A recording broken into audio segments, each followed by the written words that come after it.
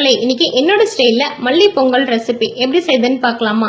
இந்த ரெசிபியை உங்க வீட்டில் இருக்கவங்களுக்கு நீங்க மறக்காம ட்ரை பண்ணி கொடுங்க. இதுக்கு நான் 2 டம்ளர் அளவுக்கு பச்சரிசி, 1 டம்ளர் அளவுக்கு பாசிப்பருப்பு எடுத்து அதை நல்லா அரை மணி நேரமா ஊற வச்சு எடுத்து வச்சிருக்கேன். ஒரு கைப்பிடி அளவுக்கு கொத்தமல்லி, 3 பச்சை மிளகாய், கொஞ்சமா அதுல கருவேப்பிலை, 1 டேபிள் ஸ்பூன் அளவுக்கு மிளகு, ஜீரகம், ஒரு சின்ன துண்டு இஞ்சி எடுத்து அதை நல்லா துருவி எடுத்து வச்சிருக்கேன். ஒரு மிக்சர் ஜார் எடுத்திருக்கேன். அதில் ஒரு கைப்பிடி அளவுக்கு கொத்தமல்லி இப்போ நம்ம அதில் ஆட் பண்ணிடலாம். இதில் 3 பச்சை மிளகாவும் சேர்த்துட்டு கொஞ்சமாக தண்ணி ஊற்றி அதை நல்லா மிக்சியில் அடித்து எடுத்து வச்சுக்கோங்க. இப்போ நான் இந்த டம்ளரில் தான் அரிசி எடுத்திருக்கேன். இதில் 1 டம்ளருக்கு 3 டம்ளர் அளவுக்கு தண்ணி நம்ம இப்போ அரிசியில் சேர்த்துடலாம். அரிசியில் சேர்த்துட்டு இதில் வந்து கொஞ்சமாக கெட்டி பெருங்காயமும் சேர்த்துட்டு இப்போ தேவையான அளவுக்கு அதில் கொஞ்சமாக சால்ட்டுமே இப்போ அதில் ஆட் பண்ணிடலாம். ஆட் பண்ணிவிட்டு குக்கர் மூடி போட்டு இதில் 4 விசில் வந்ததுக்கப்புறமா ஸ்டீம் போனதுக்கப்புறம் எப்படி வந்திருக்குன்னு ஓப்பன் பண்ணி காமிக்கிறேன்.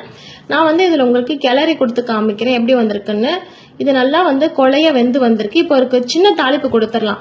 ஒரு கடாய் எடுத்துக்கோங்க. அதில் 50 கிராம் அளவுக்கு நான் நெய் சேர்த்துருக்கேன். உங்களுக்கு தேவைப்பட்டால் நீங்கள் இதில் எண்ணெய் கூட ஆட் பண்ணிக்கலாம். இதில் 1 டேபிள் ஸ்பூன் அளவுக்கு மிளகு நான் ஆட் பண்ணியிருக்கேன்.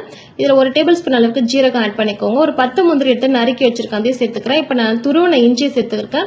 கொஞ்சமாக அதில் கருவேப்பிலையுமே சேர்த்துட்டு நல்லா அது கிளறி கொடுத்துட்டு இப்போ நம்ம அரைச்சி வச்சிருக்க மல்லி பேஸ்ட்டும் அதில் சேர்த்துக்கோங்க. இது நல்லா கிளறி கொடுத்துக்கிட்டே இருங்க. நல்லா பச்சை வாசனை போயிட்டு நெய் எல்லாமே நல்லா பிரிஞ்சு மேலே மிதந்து வந்ததுக்கு அப்புறமா இப்போ நம்ம எடுத்து வச்சிருக்க பொங்கல்ல வந்து இதில் வந்து மிக்ஸ் பண்ணி கொடுத்துடலாம். நல்லா மிக்ஸ் பண்ணி கொடுத்துட்டு நல்லா கிளறி கொடுத்துக்கோங்க. உங்களுக்கு உப்பு மட்டும் எவ்வளவு தேவையோ அந்த அளவுக்கு நீங்கள் ஆட் பண்ணிக்கோங்க.